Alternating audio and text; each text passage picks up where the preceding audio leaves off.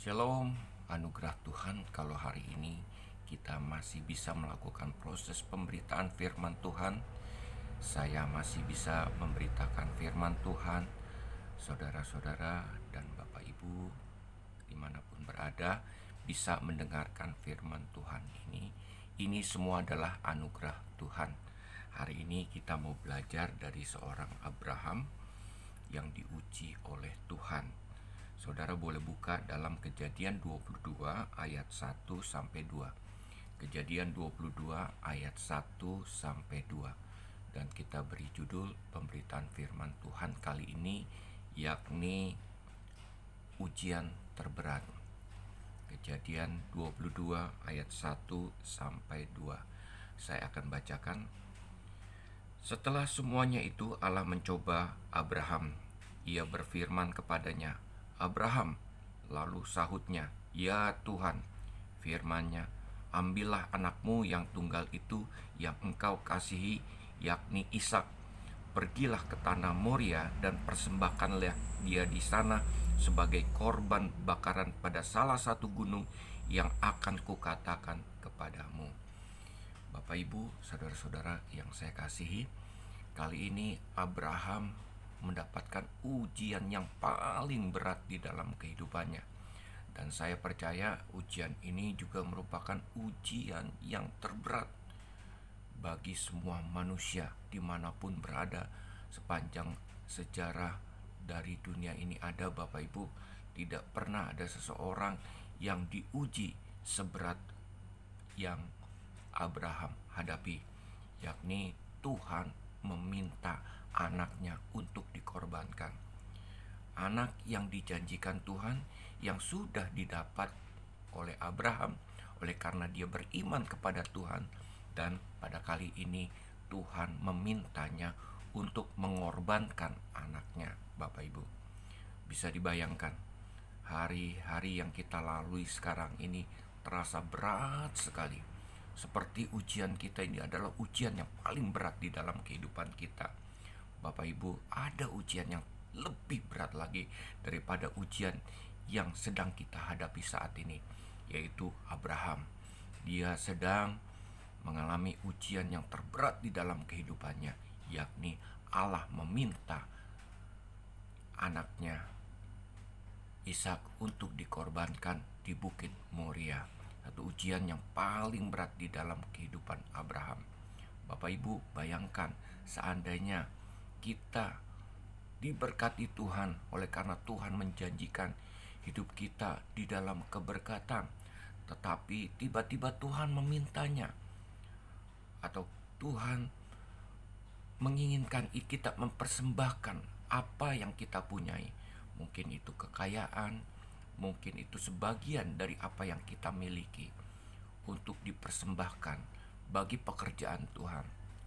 Kita akan mikir-mikir, saudara-saudara, ya, Bapak Ibu yang saya kasih, banyak orang-orang, anak-anak Tuhan yang sudah diberkati hidupnya, tetapi lupa kalau ketika Tuhan memintanya untuk mempersembahkan bagi pekerjaan Tuhan, dan tidak peduli dengan pekerjaan-pekerjaan Tuhan.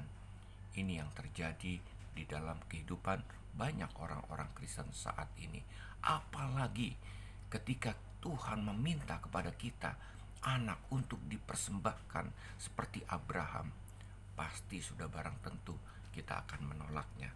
Bapak Ibu, hari ini kita belajar dari seorang Abraham. Kenapa Abraham begitu taat untuk melakukannya? Yang pertama, saya melihat adanya penundukan diri yang begitu besar dari seorang Abraham. Dia begitu taat kepada Tuhan. Dia begitu takut akan Tuhan. Ayat 12 dikatakan, lalu ia berfirman, jangan bunuh anak itu, dan jangan kau apa-apakan dia, sebab telah ku ketahui sekarang bahwa engkau takut akan Allah. Penundukan diri, ketaatan, dan takut akan Allah, itulah modal yang utama dari seorang yang percaya kepada Tuhan. Kenapa Abraham disebut sebagai bapak orang beriman?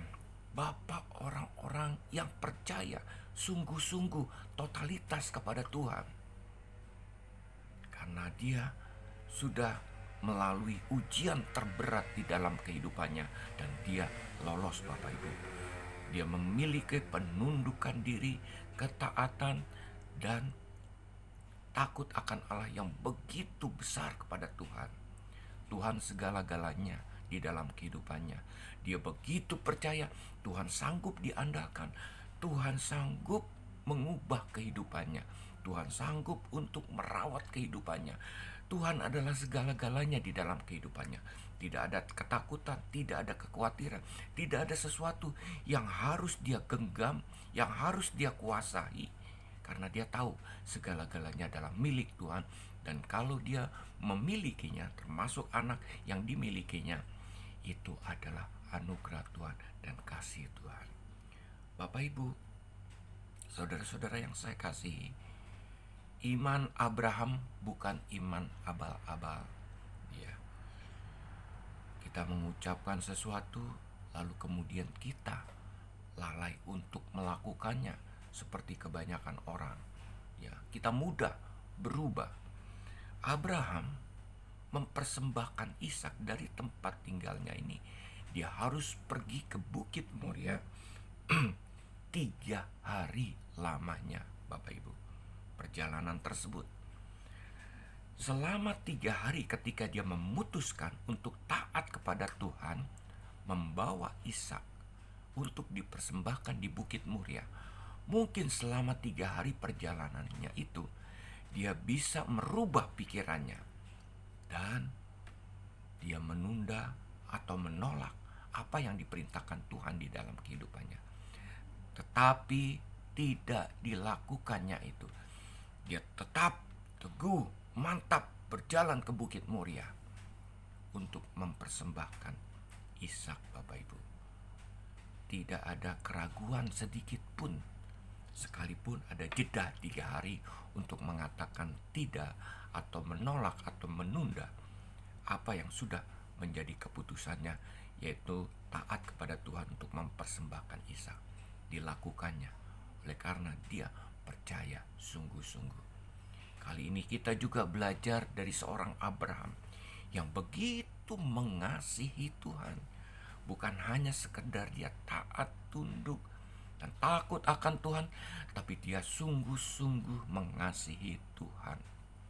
Kasihilah Tuhan Allahmu dengan segenap hati, jiwa, dan kekuatan. Ulangan 6 ayat 4-5. Itulah yang Tuhan inginkan di dalam kehidupan kita. Bahkan mengasihi Tuhan melebihi kita mengasihi seorang anak. Itulah yang dilakukan oleh Abraham. Jangankan harta, anaknya pun, Bapak Ibu, saudara-saudara yang saya kasihi, dipersembahkan Tuhan oleh Abraham. Itulah yang dilakukan Abraham karena dia sangat mengasihi Tuhan, totalitas dengan segenap hati, jiwa, dan kekuatan. Bapak Ibu, sama seperti Abraham. Abraham sudah melalui ujian terberat di dalam kehidupannya dan dia berhasil. Saya pun juga percaya kita akan mengalami atau lulus dari ujian yang terberat di dalam kehidupan kita. Mungkin saat ini kita merasa bahwa pandemi COVID atau Corona ini merupakan ujian yang terberat. Masalah kesehatan, masalah ekonomi, masalah keluarga, di dalam gereja kehidupan semakin merosot. Tetapi percayalah, dengan ketaatan, dengan penundukan diri, dengan takut akan Tuhan, dan terutama hidup mengasihi Tuhan dengan sungguh-sungguh totalitas, maka apapun segala perkara, wabah, musibah, bencana di dalam kehidupan kita, kita tetap setia kepada Tuhan karena kita tahu Tuhan akan membawa kebaikan di dalam kehidupan kita. Tuhan akan menolong kehidupan kita. Itu yang kita percaya di dalam kehidupan kita. Dia tidak pernah meninggalkan dan membiarkan kita.